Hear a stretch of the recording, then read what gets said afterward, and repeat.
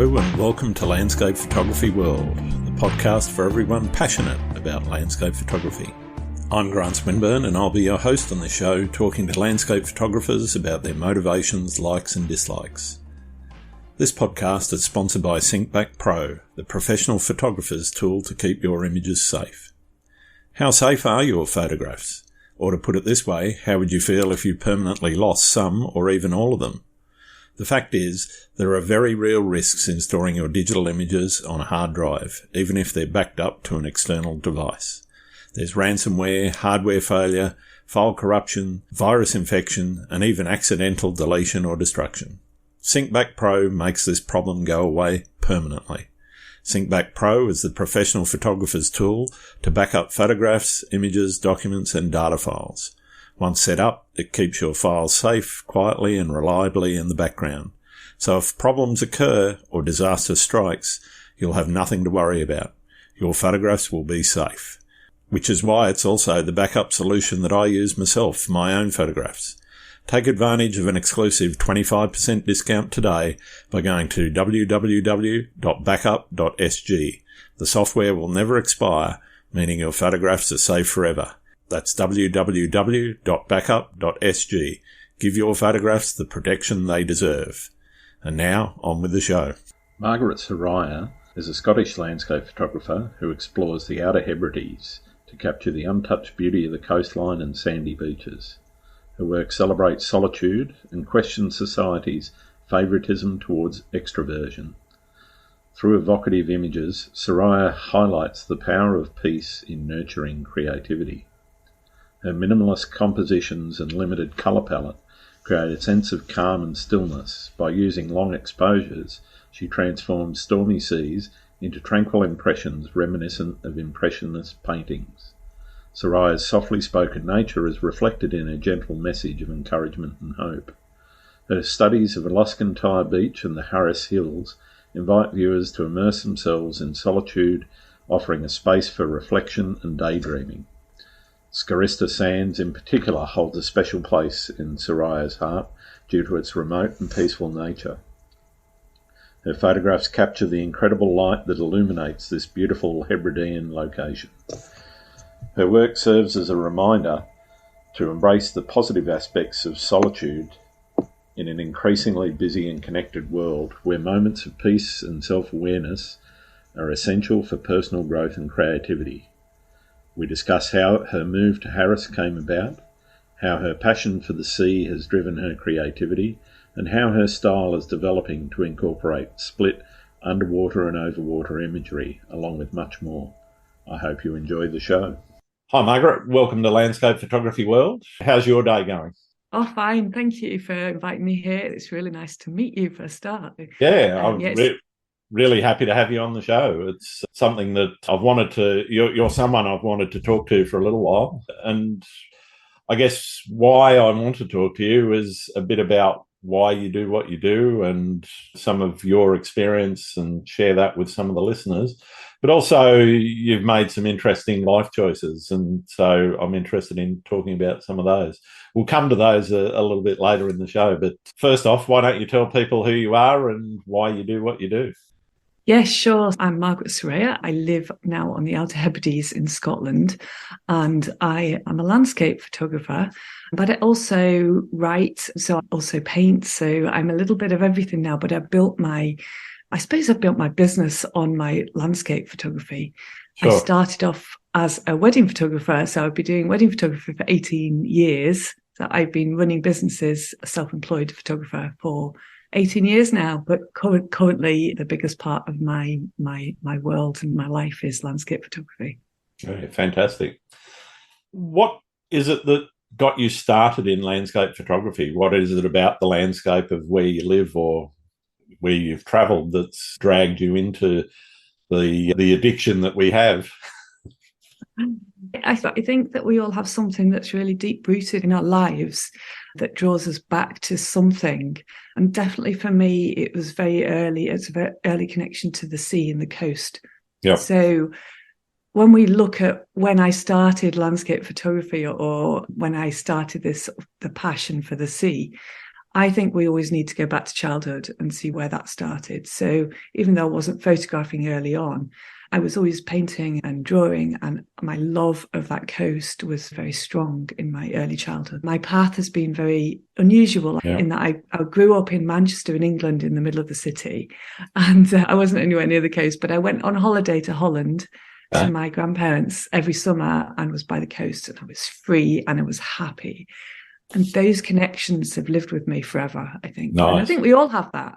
Yeah. I don't know if you have something similar like that, do you? It's similar. I actually did grow up very close to the coast. When I say coast, it was a bay, but my earliest memories of getting out onto the beach was literally walking around the corner from where I lived to the nearest beach and playing in the sand and in the water. And it's always been something that's been a passion of mine. Yeah, and I think that for me was the start of where I am today. That's a very long journey, and it's been a long journey to get to where I am. I've moved into this house now 2 months. So I am living my ideal life by the coast, which is what I've always wanted to do. But my life took a lot of different twists and turns along the way, because sometimes it gets in the way, doesn't it? And what we really want to do takes a long time to achieve.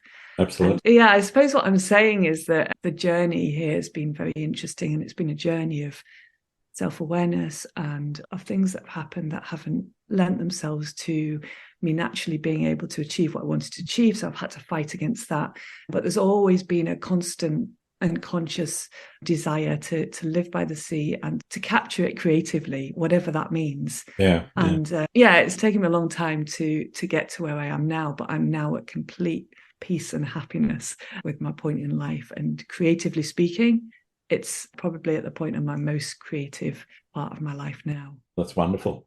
Let's talk a little bit about the creativity part. Where did that really start for you? You said you've been running photography or businesses on your own for a while.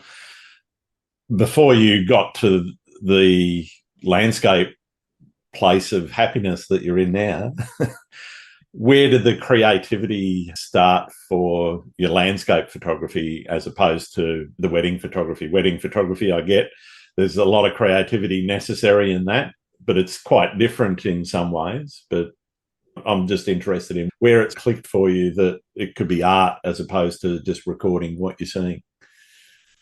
Oh, totally. It clicked for me a long time ago. So probably my early teens.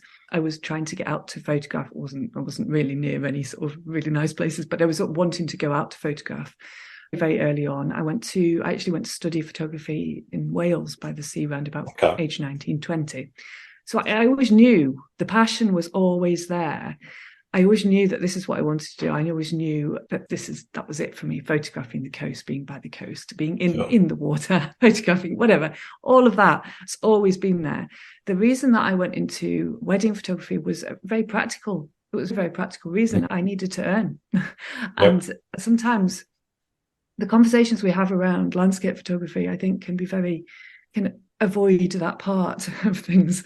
How does it fit into our lives? What's the reality of living as a photographer? And so what happened to me that kind of influenced that journey was that I got married quite fairly early on and had children, and I stopped doing all my creative output that I'd started in those sort of early days. And I lost that. And I lost it to caregiving for the children. And when that marriage ended, I realized that I needed to get back to that, really need to get back to that. I was already running my wedding photography business at that time to earn a living, but I realized that for my own well-being and my own both mental and physical well-being, I needed to get back to the creativity in the landscape, so capturing the landscape.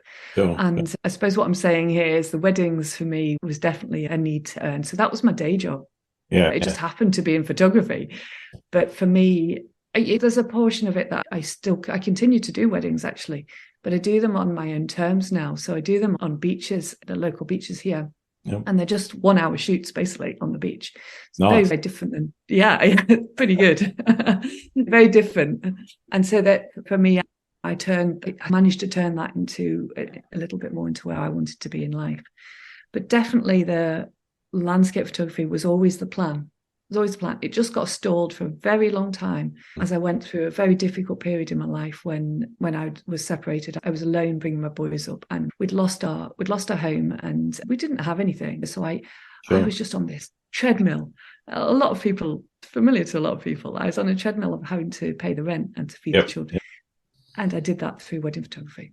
Yeah. And when I started to see the light and they started to grow up a little bit, I thought, no, I need to get back to the landscape now. So I started my business. I'm quite bold in some ways in that I think, well, okay, we're just going to start. Now's the time. Let's do it. I started my business, Quiet Landscapes, in 2018. So I've been running that for a few years now, and it did well. So I was then running two elements, but it did so well that it took over weddings very quickly.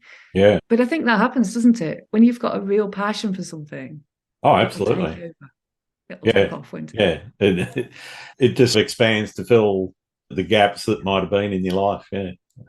Yeah, and it shows as well. I think your passion and your love of something, you're going to talk about it more. You're going to want to do more around it, and so naturally it's going to do better. Absolutely. What's your approach to photography in terms of style for people that haven't seen your work? How would you describe your style, and how would you describe what you do from a creative standpoint? So that's a hard one, isn't it, when you describe your own work? It's coastal, definitely very coastal. A lot of people say that it's very peaceful and calming, and I suppose mindful in a lot of ways.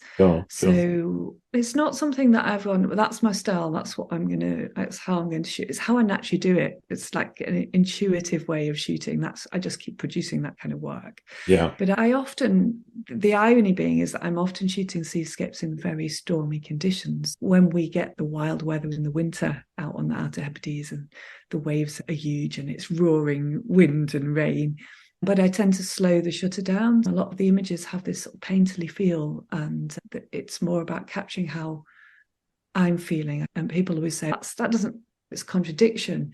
Your image is very calm, but you're shooting these wild, very cold, very rough conditions. Yeah.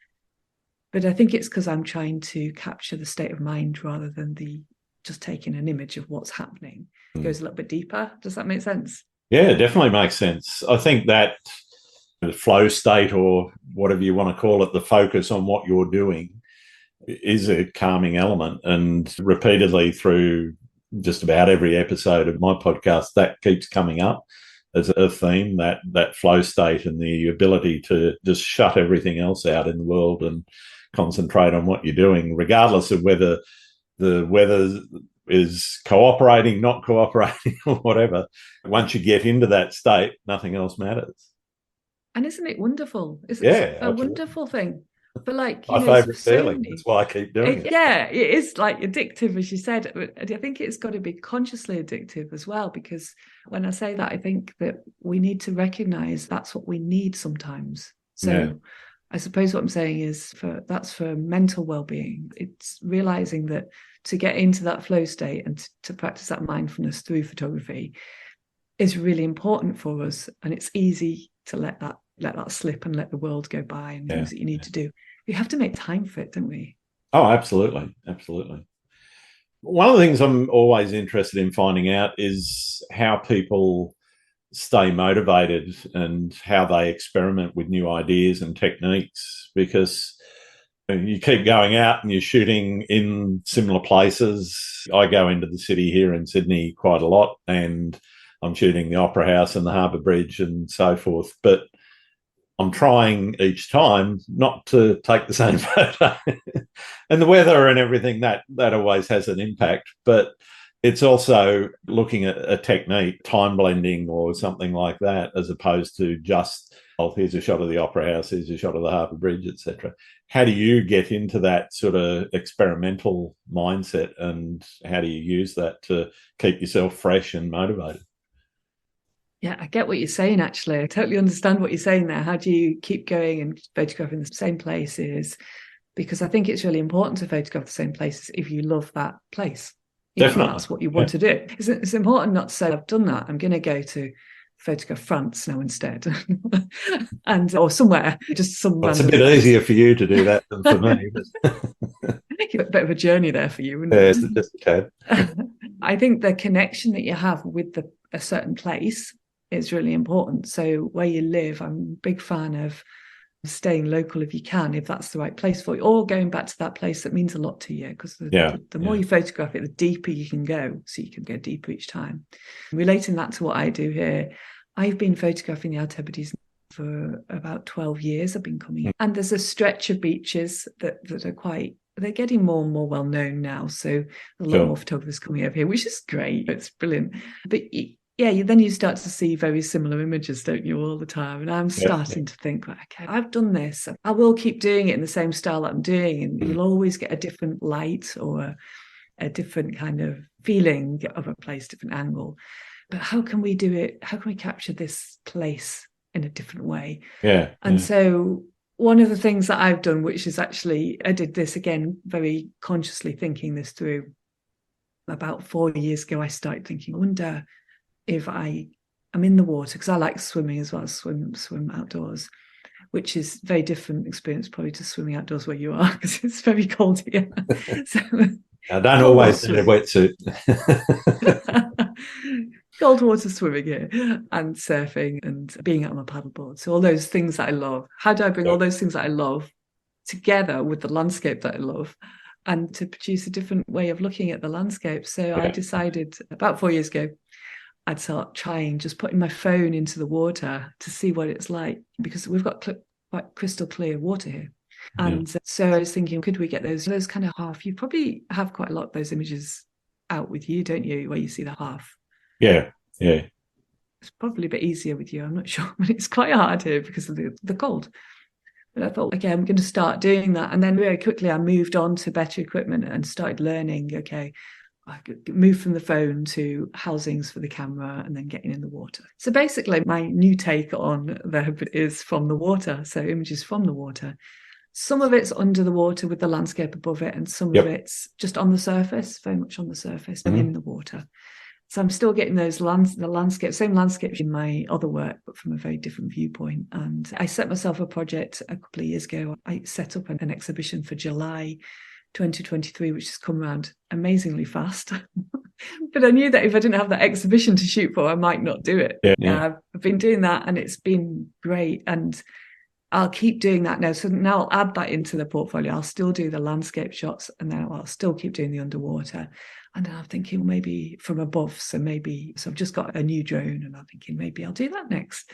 And also video. I've been doing a lot of video content. So maybe the answer to what you're saying is to start thinking, okay, how can we do this different? Is it time lapse? Is it making videos? Is it, what's different about this? How can you keep yourself fresh? So I suppose, I don't know, have you found a way to do that yourself? Yes and no. It's funny, like anyone, you do fall into a very similar workflow particularly when you get in that flow state, because you're not really consciously necessarily thinking about what you're doing. You're doing some things automatically in response to the light or in response to waves.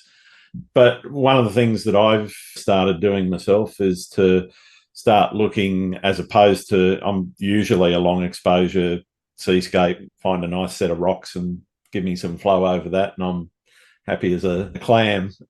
But I'm now taking a bit of time after sunrise to look at the way the waves are actually breaking, and then break out the long lens, get in close and get those sort of more abstract wave action shots at a much, much faster shutter speed. The other thing I do is also do the opposite, which is get a very wide fast lens and then blow it out to a 7 or 8 minute exposure and just see what comes up. And for me, that's a real piece of experimentation, because you never quite know what you're going to get at the end of that 6 or 7 minutes. So you've got a bit of an idea, but a number of times I've gone that 5-10 seconds over and the highlights have just started to blow and those sorts of things. That's where you start to learn, for me anyway, that real very long exposure of photography is teaching me a lot about how to actually manage light and manage those exposures in much different ways to what I've normally been doing with around about that quarter second shutter speed. Yeah. I wonder if it just comes down to the ability to let go and to play a little bit and to go, I'm going to try this. And then if it doesn't work, it doesn't work. Or if I don't like it. No, nobody's going to see the stuff that doesn't work. That's it. True, isn't it? Yeah. That's but right. I think a lot of people struggle with letting themselves just play and go, actually. I think failure is a big part of learning. If you're not failing, it's very difficult to learn, because if you just succeed and everything you do is the same, you're not going to change. You're not going to evolve, and you're not going to learn.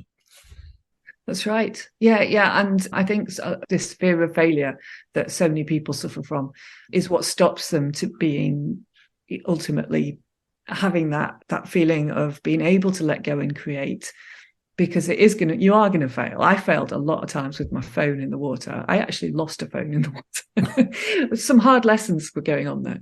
Yeah. But I didn't mind that. I don't mind that. I don't mind it being like, oh, I can't get it. I can't get the exposure or the focus. You just have to keep going and learning from that. Yeah. But I do think a lot of people suffer with that kind of the fear of failure or not being perfect, and all these things that stops us being ultimately creative and letting go. And then once you fail, you learn, as you said, and then you're going to get better. But you have to let yourself fail first. So it's really important. And sometimes even the failures, you can actually get some kind of success out of that, and you look at it and actually go, no, it didn't work out how I expected it, but it actually looks pretty good. That's true. It's true, isn't it? Yeah, absolutely. And even if you don't show anyone else, you can still be quite happy with it. One of the things, that expectation setting prior to going out, do you often go into the field with a creative concept in mind, or are you more relaxed and just waiting for the light to happen or waiting for something to happen that you're going to react to when you're out shooting? Or I know some people they'll plan everything to the nth degree, and the astrophotographers, they have to. They still can't plan for clouds, but I think that, let me just think about that for a minute. When I go out, just because I feel the need to go and shoot or to go and create, and sure. I think if you went out with a certain expectation, you're destroying that enjoyment. The one thing that I do is just make sure that when I'm going out, the conditions are favourable. So there's very little point in going out to shoot waves if there's no waves. So I'll always there's 2 centimeters, you're not going to get much to look at. It's not going to work, is it? So I get excited when we've got big waves coming in. Sure. So I'll have a look at the forecast. The forecast is great. I'll go out and then I'll see what happens, and I'll probably put myself in the right place at the time and then just go with the flow a bit. And I think that sort of like being led and just enjoying the time, whether there's images at the end of it or not, is really important for me. Yeah. Sometimes I suppose I'll go out and I'll photograph and then I won't even process them. But I've had a great time, and that's part of the journey for me. I think that's the bit that's important, being out there and getting out there. So there's no great massive, I don't put a lot of pressure on myself anymore. Maybe used to, but I feel very peaceful with where I am with my photography. I don't feel like I need to prove to anybody or prove to myself anything. Yeah. Which is great. That's a great place to be, isn't it? Great place to be. Yeah. Yeah. And also, I'm not like selling directly. I don't tend to sell a lot of my work, I just don't. So that's not where my income comes from. So anything that I do is just for me, and there's great freedom in that. There's really great freedom in it. Absolutely. How do you, I guess, look at yourself in terms of communication? Communication is another theme that keeps coming up from people. How much of your success would you attribute to your ability to communicate? I just think it's so important. It's the word success is a funny one, isn't it? Because I'm going to ask you in a minute how you define your success, but that's another question. Oh, that's a good question. I like that one. Okay, so communication thing, I think it's just as important as the actual art or the creation process. I personally feel that being able to write or being able to talk And to discuss the things behind creativity is as important as the actual art for me, and as important as the photography, whatever the output is. In some ways, it's become more enjoyable than the actual images, which sounds a bit strange, but the conversations we're having today, and being able to talk to others and to inspire others and to share my journey and to help other people has become something that's really joyous to me. And the learning to write and to talk, and I'm saying learning because I didn't always have this ability. So if you'd talked to me 10 years ago, I would have said, oh no, I can't talk and I can't write. I don't talk. I just take photographs and that's it. They stand alone. You hear that a lot, actually. But it's just, that was just coming from a place of feeling like I couldn't do that. And it was very important to me to learn to write and to learn to talk and to learn to speak. And I'm an introvert. I'm a very introverted, actually, which is a lot of people argue with me about because they're saying, well, you've got a podcast, you're talking, you're always doing this. And actually, no, I'm a massive introvert. Trust me, I'm an introvert too. Great. And do you know what? So many landscape photographers are, actually. Yeah, absolutely. There's a correlation between introverts and creativity. So there are facts behind that. But as an introvert, so you'll know this, I don't know if you ever had this kind of journey, but I was very quiet as a child, very much poked at. When I say poked at, like always, you should join in more, you should talk more, you should do this, you should do that. Yep. And then it makes you start to feel like there's something wrong with you.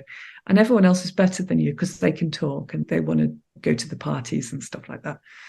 And you're wrong. And so I was very quiet and never spoke up. And it was probably a good few years ago. Once I was starting this self journey, I realized I needed to learn to speak because I've got something to say. I've got something to share. Yeah. And even if that just inspires another introvert out there, that actually they're fine. They're fine as you are. If you want to live like I'm living very remotely on an island in the middle of nowhere and just create art quietly and unobtrusively, that's really valid, and we need more people like that. Absolutely. So I learned to talk. I started doing a series of very small camera club talks to start with, because before that I wouldn't talk at the dinner table if there was more than 4 people. And through doing that I got more confidence, and it took years. Now then I started my podcast a couple of years. I love speaking now. I love sharing what I've got to say around the why behind photography, the well-being behind photography, and helping other people make time and space for that, because I'm very passionate about it. So communication is everything. That's the answer. Fantastic. Now comes the question about how do you define success? Oh, that's a really good question, because I was just thinking about that the other day, and I think that I personally feel extremely successful in life at this point in time where I am now. And when I say success, society would have us think, oh gosh, she must have a really big house and lots of cars and lots of money. Well, I've got none of that. I've got a crumbly old house I'm in the process of doing up. It was very affordable and I bought it myself. So I feel very successful that I've actually achieved that. I feel like I'm living.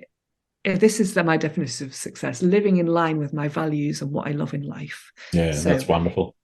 Yeah, and that's it for me. So everything that it's not possessions.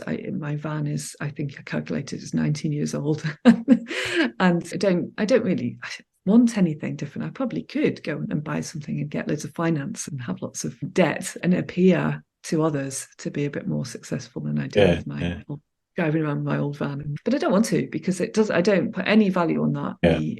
Anything that I could buy, I don't put any value of success on that. But I do believe I'm living a life that we all have things that we value in life. And the things that I value in life are being outdoors, being inspirational to other people and helping other people, so being kind and living this creative life, which is it's everything that I'm about now. I've managed to make space for creativity, and that's it for me. Yeah, that's my answer for success, and I think it's important that we all think about that a little bit.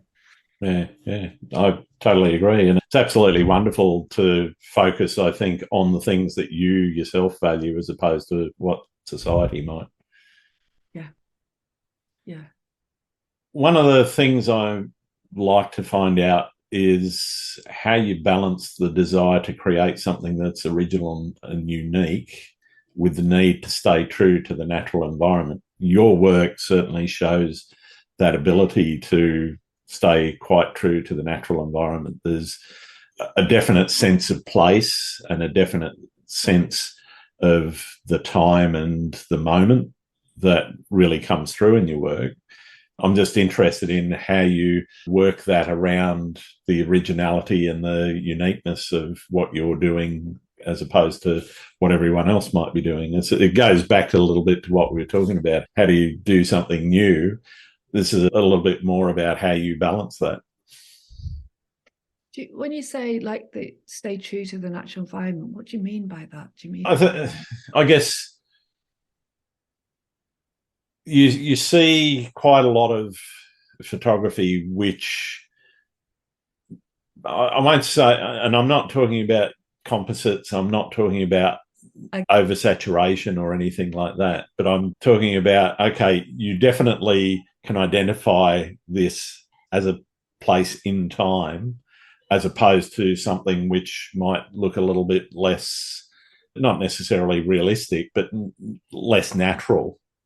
And whether it's the way that it's been edited or the way that it's been shot, I'm just interested in how you do what you do, which is keep it looking like it. If you went and stood on that beach, I'm pretty sure I could see those colours, those skies, if I was there at the same time. Got it. Yeah. I think it's so far out of the realms of that I think about that. I do understand that there are a lot of people I don't look at that much photography, to be honest with you, but I do know that out there's a lot of oversaturated, or you're overcompensating because you want to make looking for the drama as opposed to what you've actually seen. So the answer is wait for the drama. Don't try and make it. I think a lot of people are trying to make something of something that isn't there. I'll often just be waiting, and if it doesn't happen, I'll go home. But one of the things that I do, and when you're talking about being very natural, is that I don't ever do anything that's like HDR or anything that's fancy. It's just an image. I'm not going to spend hours doing something, putting skies in or anything like that.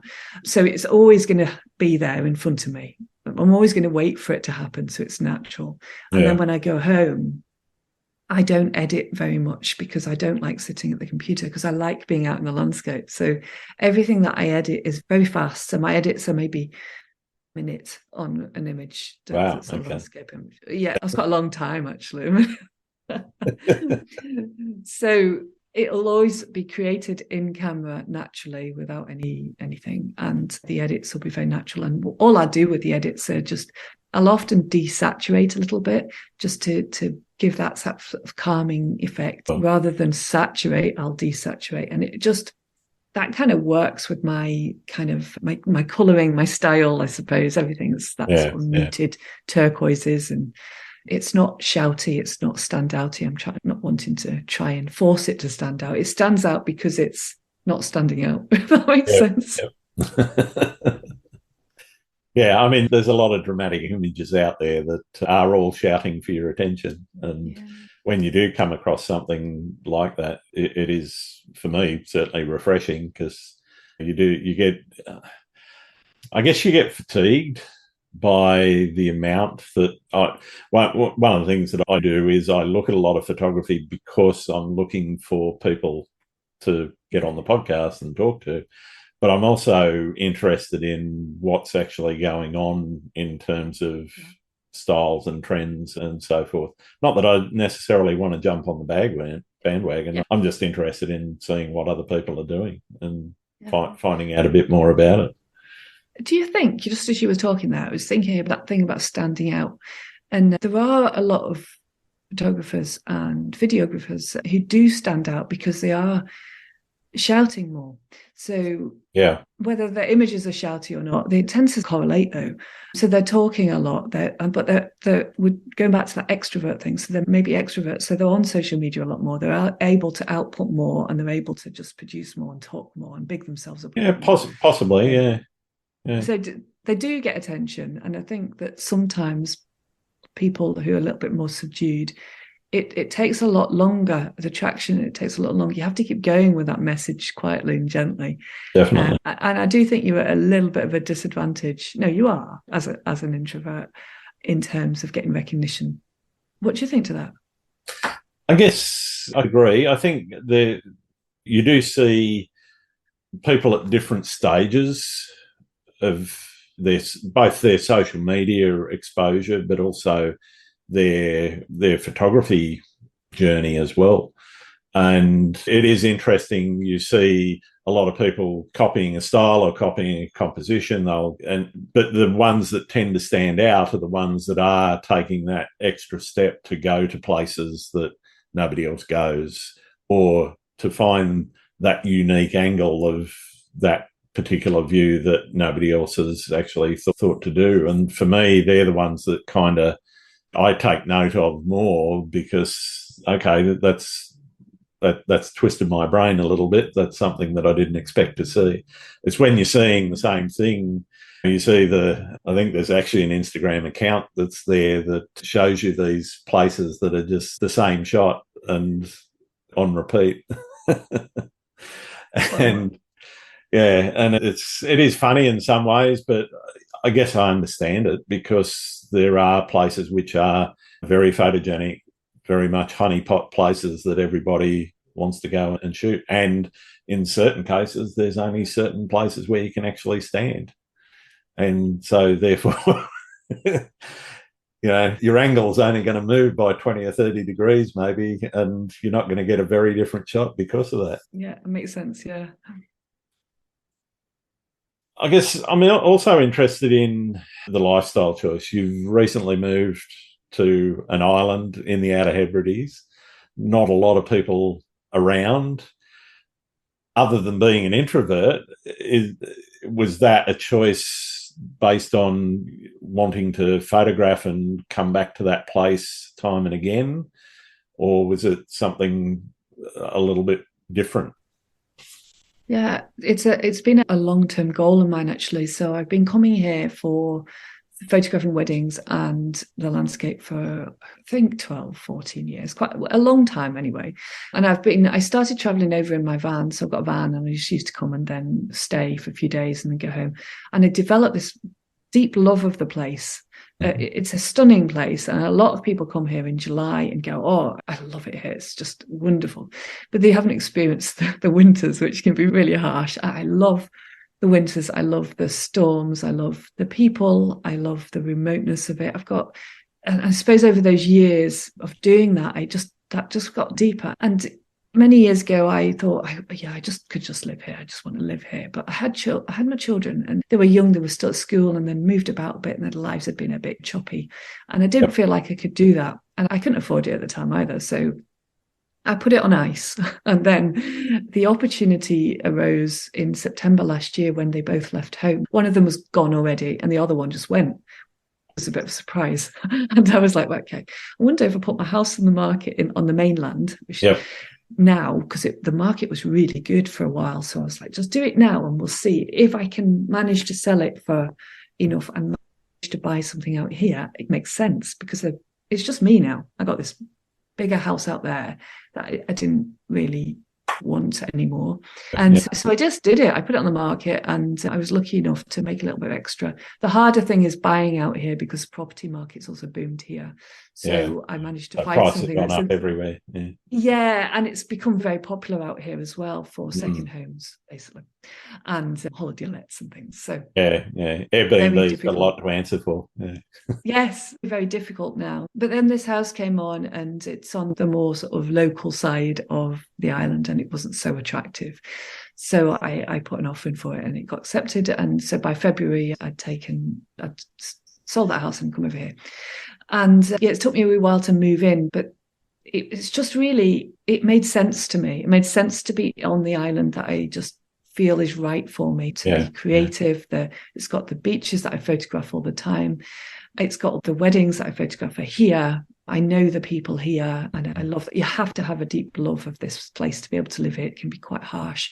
Yeah. I live in the middle of nothing. It's just wonderful. There's a lot of sheep and lambs around at the moment, and I've met the neighbours have just been so welcoming because they're just delighted that somebody's come here to live rather than just to buy it as a holiday home. And it just feels like coming home. But also what I did was to buy my freedom almost, because I was able to, this is a smaller house, I was able to release some of that need to earn. So the plan going forward is that this is the start of my real creativity, because I've now got time and space to do it, and also being in the place that gives me inspiration.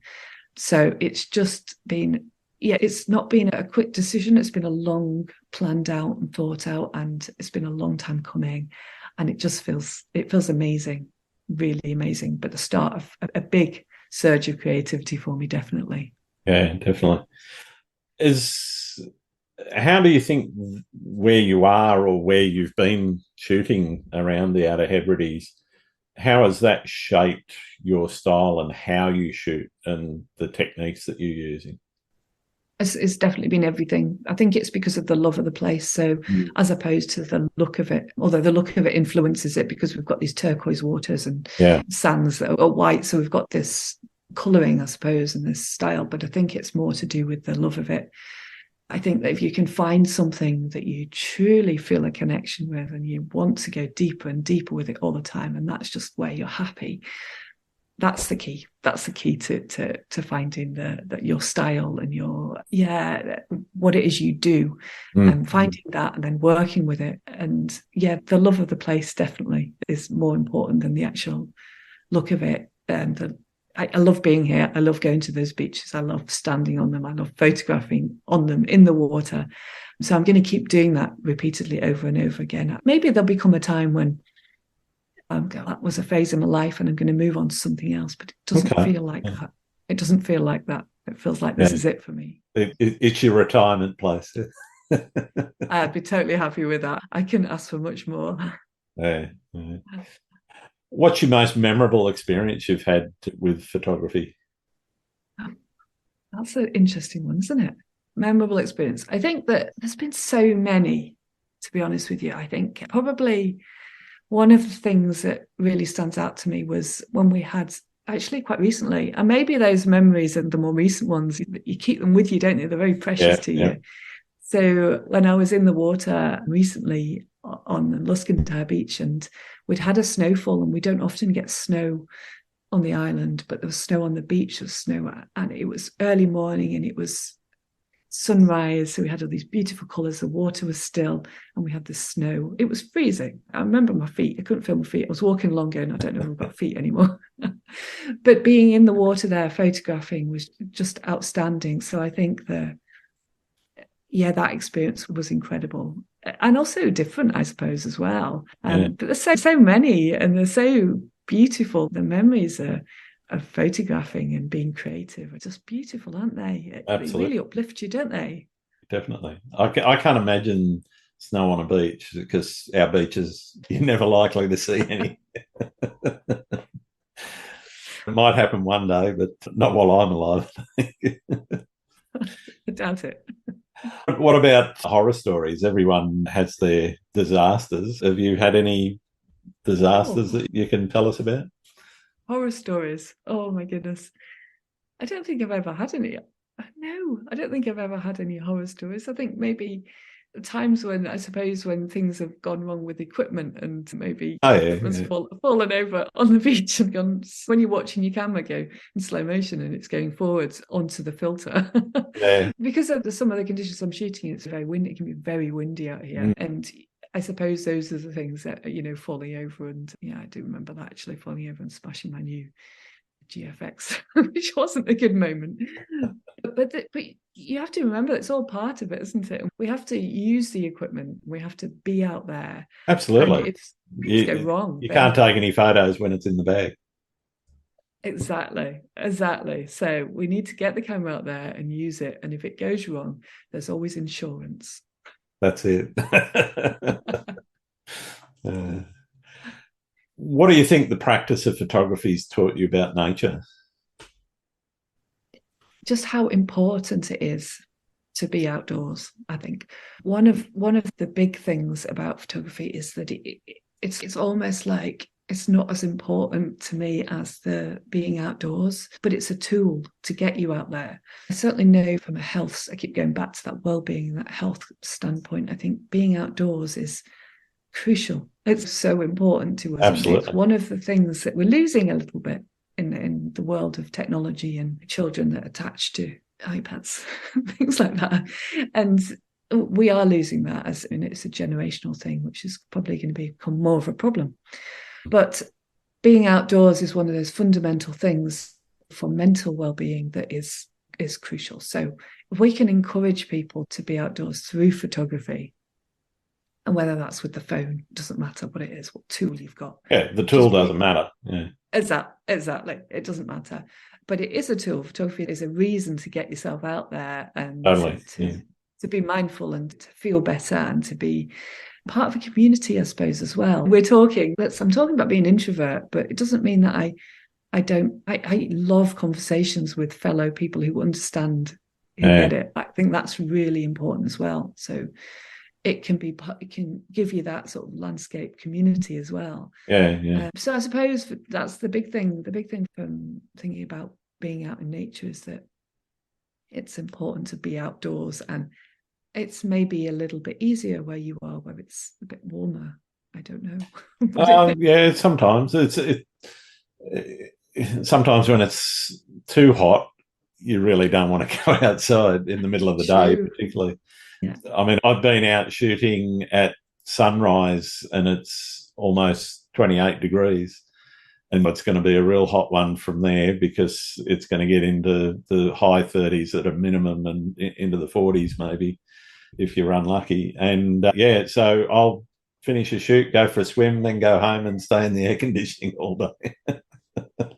It's an opposite, isn't it? Whereas here it can, like today it's raining, it's going to rain all day and it's really cold. I've got the fire on. We get those days too. But we get them a lot. So actually sometimes it's, I'm not sure that I want to go out. But then you've got the camera and the waves are good, or you're just thinking, just going to go out with the camera. It doesn't matter. We'll just put 10 layers on. It'll be fine. And then you come back feeling so much better, and it doesn't really matter whether you've taken any images or not. You've been outdoors. Absolutely. You touched on that sort of collaboration and community building. How do you see that helping in fostering creativity for landscape photographers?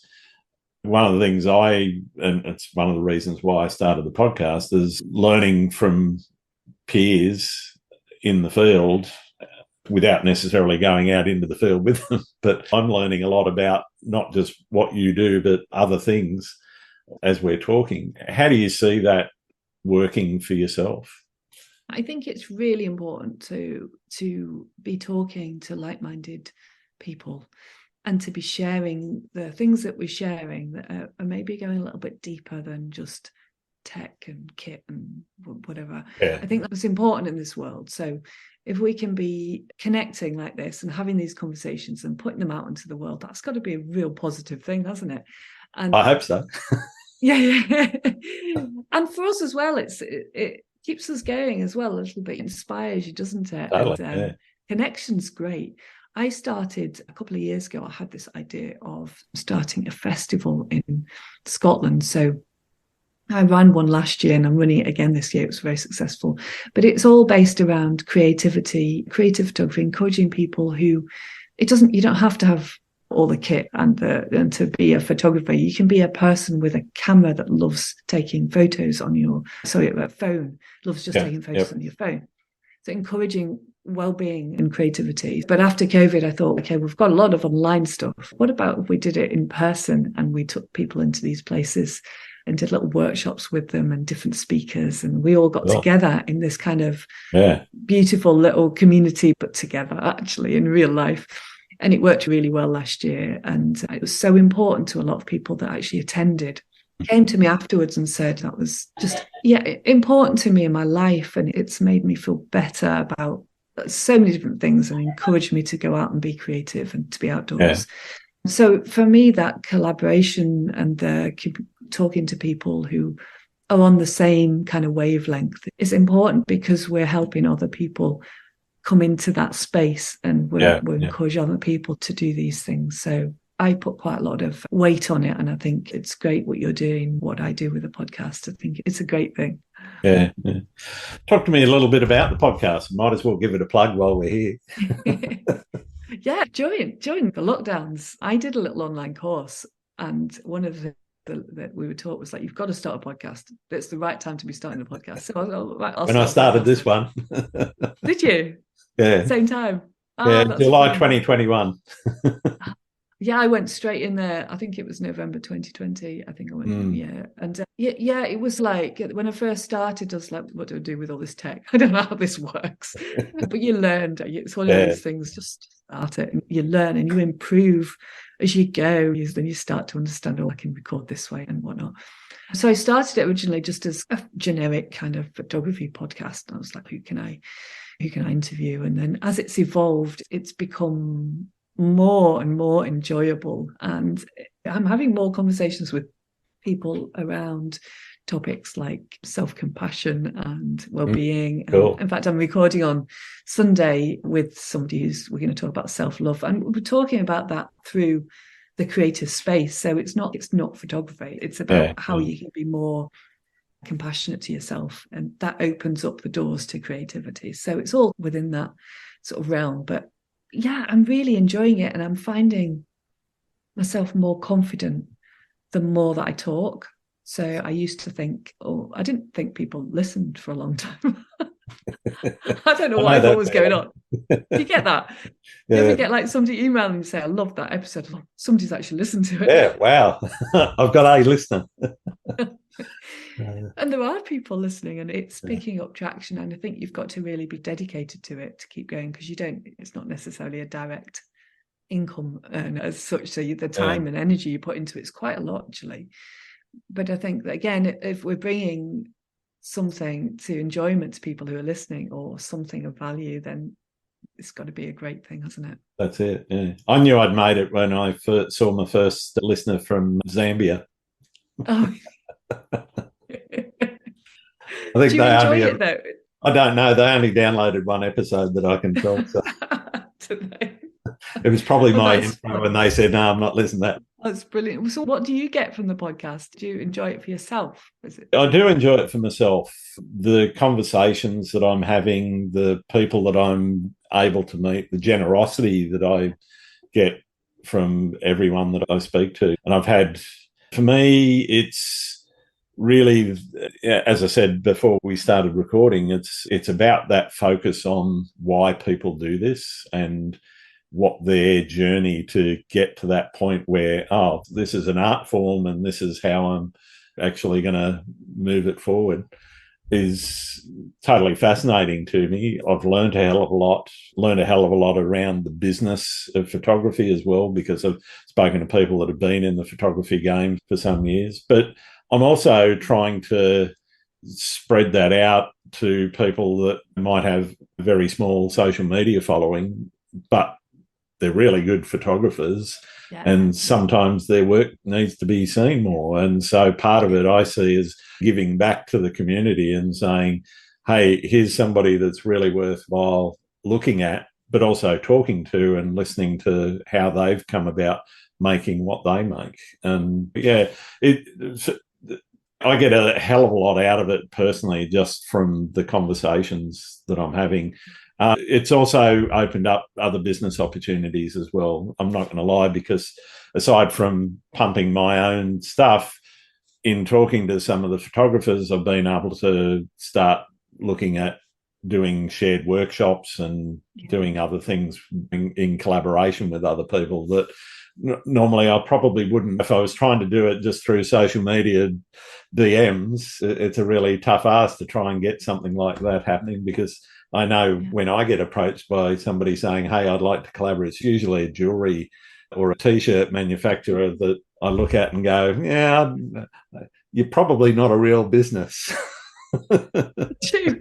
It's true. And you're absolutely right, because a lot of the people who've been on my podcast are like people that are now speaking at my festival, and I've made friends with them, and I love making new friends. And I think that photography, we should just make as many, we're all in it together. Absolutely. We're not competing. So the more friends that we can make, the better, because we've got the shared interest, haven't we? Yeah. But I absolutely loved what you said about shining the light on people with smaller followings or that need to be seen. I totally agree with that. Their work is so good and unique.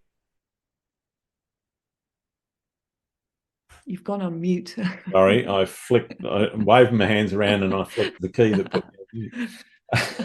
Getting excited. No, it's true. It's very important. Yeah, but I think it's important. Their work's so good that you've got to get that light shone on them, as you said. Brilliant. I love it. That uplifting other people, it's so good. The more that you help other people, it's not going to bring you down. It doesn't. Oh, absolutely not. If you share somebody else's work. I loved what you did the other week about saying, I'll share. It was in your stories, you said, I'll share your accounts. Love it. I think that's great. Yeah, I've done that for years, actually. Not that specific mechanic, but I do what's called a feature Friday. Every Friday, I post a story of the stuff that I've seen that I go, wow, someone's got to see this. And I don't care whose it is, whether it's somebody that's got 1 million followers or somebody that's got 10 followers. If the work is good, I'll highlight it simply because I like it and I like to share what I like. If other people don't like it, I don't care. That's brilliant. I do that occasionally. I'm not as disciplined as you. I think I just haven't had the headspace or the it does take a bit of discipline, but funnily enough, the podcast and the metronomic process of, okay, I've got to do this, I've committed to somebody else to do this by this date and those sorts of things, and I'm making commitments to myself, that it works for me, and I just get into that rhythm. And whether it's to do with, and I probably sometimes do it to the detriment of promoting some of my own stuff as well, but I don't really care about that. I care, but I don't care. If I cared more, I'd do it more. Yeah, I find self-promotion just terrible. Some people don't even know about half the stuff that I do. So I didn't know you ran a yearly online community. I've got all of these things going on because I never talk about them. So I'm trying to do that a little bit more. But yeah, I don't know. It just doesn't. I think it's for introverts, and certainly for me, the culture that I was brought up in is don't blow your own trumpet. Yeah. Pump up other people and help them. It's not about me. It's actually about the people that I'm talking to or whose work I'm showing on a feature Friday. And to me, it's something I wouldn't do it if I didn't enjoy it, if I didn't get something out of it personally. And it's not monetary gain, certainly isn't that. And it's not fame or fortune or anything. It's just satisfaction that I've actually maybe helped somebody get seen. That's great. You talked a little bit about storytelling and developing narrative and that ability to communicate. What techniques are you using to convey that sense of mood or emotion in your images? What's the special sauce, without giving away the technical secrets necessarily? Mind you, there can't be too many if you're only taking a minute to to edit. Do you mean in the actual image making process? Yeah, in the making of the images, what are you doing there that you're trying to connect that emotion to the image? I think I'm just always trying to capture it's always waves. So I'm always trying to capture the waves. I'm the same. Yeah. Oh, yeah. Yes. It's just always. And there's always another wave, isn't there? That's right. You don't have to wait long. No. Mind you, I was on a beach the other day and I saw these waves hitting a set of rocks and I was quite taken by it. And so I trotted down there, set the tripod up, and it was 10 minutes before the next wave actually hit those rocks. I know it's a funny thing because it's like a need, isn't it? It's not It is, necessarily yeah. it's not a want. You It's need an sometimes you addiction. just yeah, just need to do it. And I suppose when you're saying what the techniques, do you mean the camera techniques? Yeah, it could be camera techniques or it could be compositional techniques. Yeah, I'm struggling a little bit with that one because I do everything intuitively and it's almost like second Fine. nature now.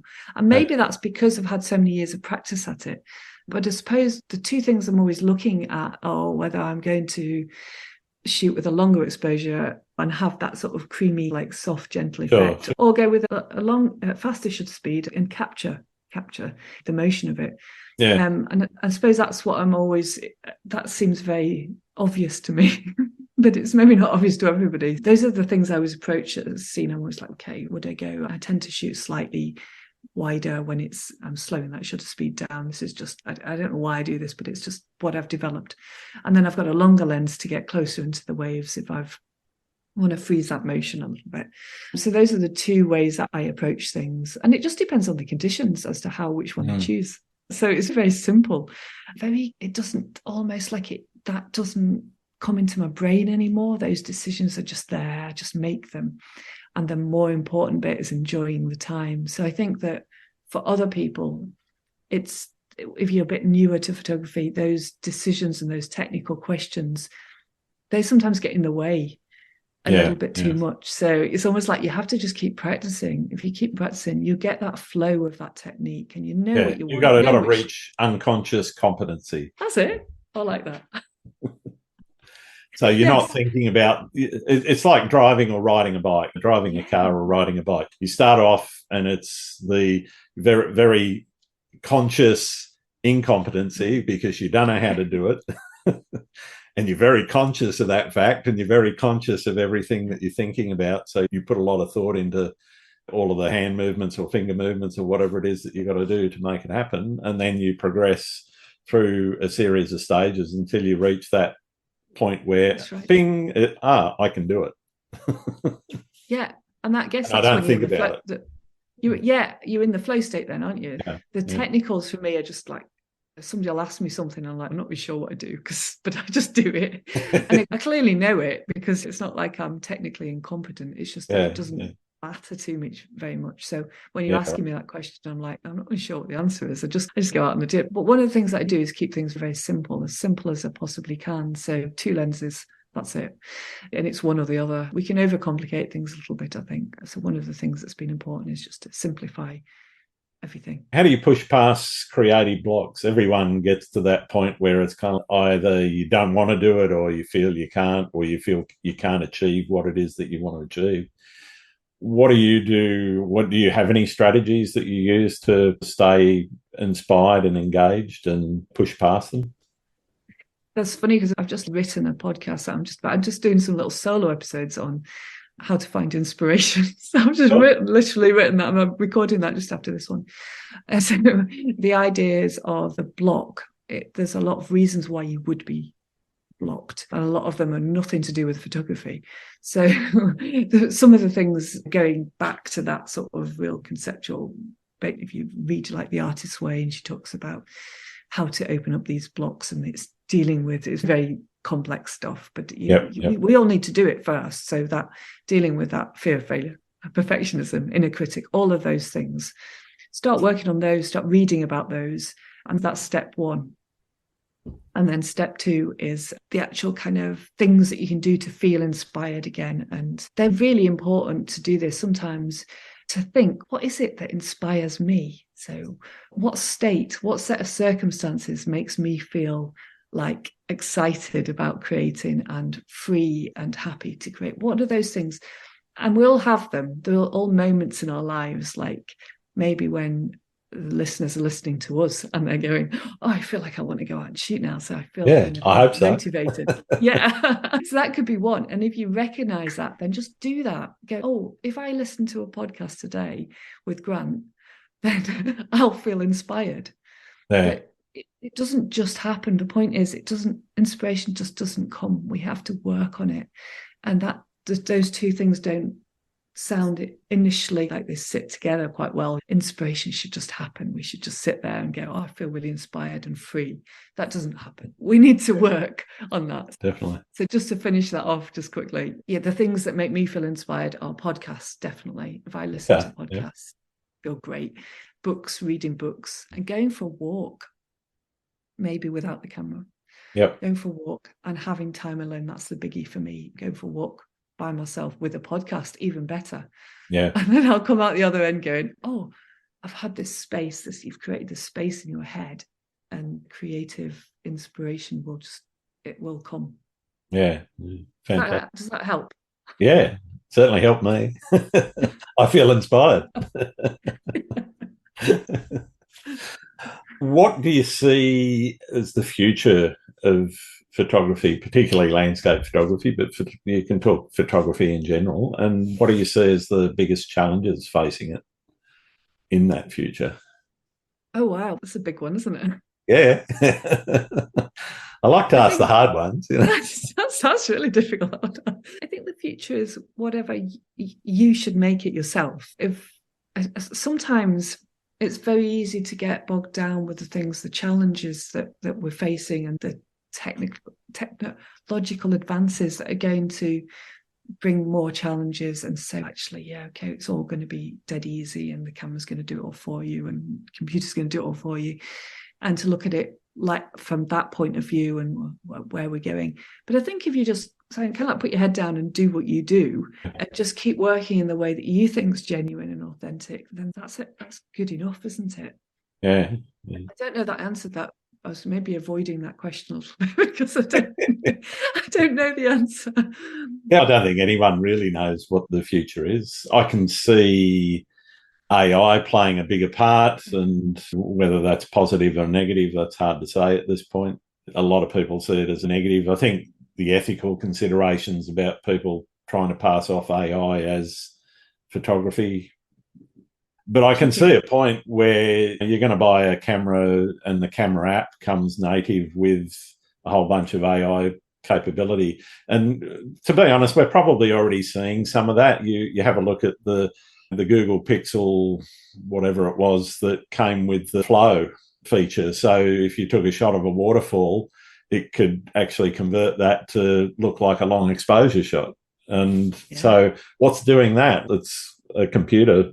Basically, somebody's programmed it to look at other images that are like that and reflect something like that in there. So I think we're already seeing those sorts of features in certainly phone cameras or the phone camera apps, because it's not the lenses or the sensors that are doing that. It's the software behind it.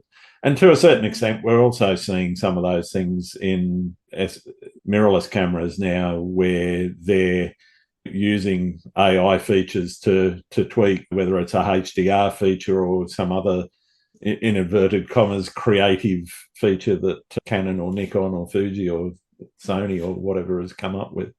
So I think that technology side of it is going to be... I was talking to Tony Hewitt, a fairly well-known Australian landscape photographer, and we were talking about that last week, and it was exactly that conversation around photography's always changed. It started out with glass plates and emulsion, and then moved to film, and then moved to digital, and so it's always evolved, and it's evolving still, and it will continue to do that. So from a technical perspective, I don't see that. I don't see the desire for people to create changing. I still see people will want to go out, and for me, I've dabbled with the AI programs that are out there, like Midjourney and Corley or Callie or whatever it's called, or DALL-E, sorry. And it just doesn't grab me. I find it a bit boring, to be honest, because I'm typing some words in and it's spitting some images at me, and I go, so what? Yes, I would feel a lot more ownership if I was actually doing more, and I would feel a lot more ownership if I was maybe taking those images and messing with them in Photoshop or turning them into some other digital art form. But yeah, I don't feel a lot of ownership for them. It's the programmer or the program itself that's actually doing the work, not me. So maybe the answer is just stay true to yourself and I create think the so, way you yeah. want to create. But do you remember when digital came in? I remember it very clearly, and it was like, oh, this is awful. This is going to ruin photography. So, well, it was the death of photography. Yeah, I know it was a terrible thing, but I think that we are creative beings as humans. This is what we have, this drive to create. And I think we will always create in a traditional sense. I think we need to do that. I wouldn't describe creating as what you've just described with those programs.